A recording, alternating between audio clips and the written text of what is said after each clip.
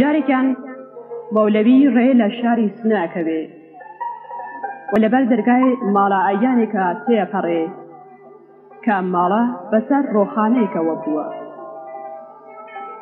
کابانی ئەو ماڵە خانمێک بووە بە نێوی زیبا خانم کە ئەویش بۆ خۆی شاعر بوو.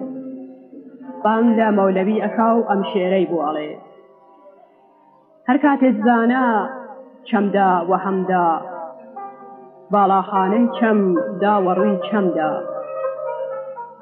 مەولەوی دەست بەجێ بەم جۆرە وەڵامی ئەداتەوە: خاست فەرماوان ئەربابەکەی خەم، ساکن نەگۆشەی باڵاخانەی چەم.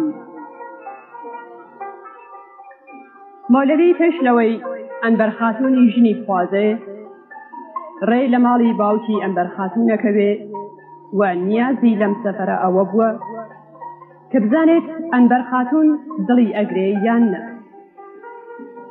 ئەنبەر خاتوون ئاودۆیەکی بۆ دێنێ و پێ ئەڵێ فەرموو خاڵۆ. جا ئەویش ئەم دوو شێرە لە وەرامی ئەم قسە ئەڵێ: خاڵۆ خاڵۆتەن کەم واچە خاڵۆ، خاڵۆ دەنگ وەبان خاڵانت ماڵۆ.